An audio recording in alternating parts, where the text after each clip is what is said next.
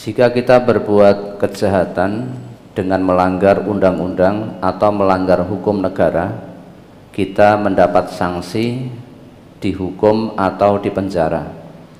Pelanggaran atau maksiat di atas, jika menurut agama mendapat sanksi berdosa dan akan mendapat hukuman di akhirat. Pertanyaan, jika kita sudah mendapat hukuman dunia, masihkah mendapat hukuman akhirat? Ustaz? Kalau seorang yang beriman mendapatkan hukuman di dunia kemudian bertobat dari dosa-dosa yang dilakukan, tentu di akhirat sudah tidak mendapatkan hukuman.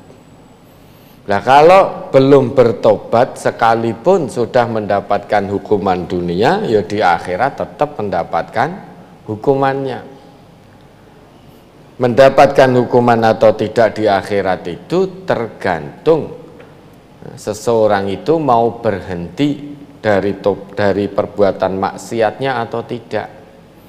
Sekalipun di dunia sudah mendapatkan hukuman, kalau tidak mau bertobat ya di akhirat mendapatkan hukuman juga. Dan lebih dahsyat, hukuman akhirat itu sifatnya asyaddu wa abqa. Wa adzabul akhirati asyaddu wa abqa. Hukuman di akhirat itu lebih keras dan lebih kekal sifatnya. Kalau hukuman dunia ini meski terkadang memang sakit hukuman dunia, cuma sakitnya tidak seperti sakitnya hukuman di akhirat. Kalau hukuman dunia ini sifatnya hanya sementara, kalau di akhirat itu kekal. Coba kalau bisa nyari suratnya itu Ustaz apa? Wa fil akhirati asyaddu wa abqa wa adzabul akhirati asyaddu wa abqa. Surat apa itu? At-Taubah atau apa itu? Wa adzabul akhirati asyaddu wa abqa. Surat Toha ayat 127. Surat At-Taubah. Toha. Surat Toha ya, 127. Wa kadzalika najzi man asrafa wa lam yu'min bi ayati rabbih wala azabul akhirati asyaddu wa abqa. Dan demikianlah kami membalas orang yang melampaui batas dan tidak percaya kepada ayat-ayat Tuhannya, dan sesungguhnya azab di akhirat itu lebih berat dan lebih kekal. Ya itu. Jadi orang yang melakukan satu perbuatan dosa kok tidak mau bertobat,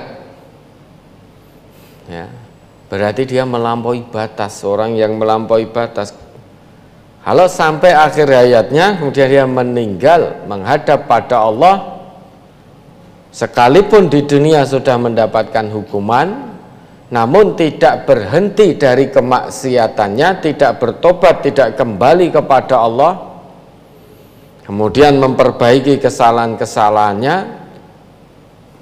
menurut ayat ini dia akan mendapatkan siksaan juga di akhirat. Sedangkan azab akhirat itu sifatnya asyaddu wa abqa, lebih berat dan lebih kekal. Lebih berat, tidak ada yang sanggup untuk menerima siksaan demi siksaan di akhirat nanti. Nah, kalau orang itu kemudian bertobat, nah maka di akhirat kalau tobatnya diterima oleh Allah dengan syarat tobat nasuha, maka dia tidak akan mendapatkan siksaan di akhirat, yang ada mendapatkan ampunan dosa dari Allah. Nah, tata cara tobatnya nanti bisa dilihat di dalam Al-Quran surat Az-Zumar ayat 53 sampai 56. Mumpung belum terlambat, ayo segera bertobat, jangan sampai nanti menyesal di kemudian hari. Penyesalan tiada guna dengan mengatakan antakula nafsun ya hasrata ala ma farrattu fi jambillah wa in kuntu laminas sakhirin. Duhai alangkah besar penyesalanku yang telah melalaikan kewajibanku kepada Allah, dan sungguh dulu aku termasuk orang yang mengolok-ngolok agama Allah. Ya, penyesalan tiada guna. Ketika nyawa sudah di kerongkongan, pintu tobat sudah tertutup rapat. Maka Fir'aun pun di saat hendak tenggelam, dia baru mengimani Tuhannya Musa.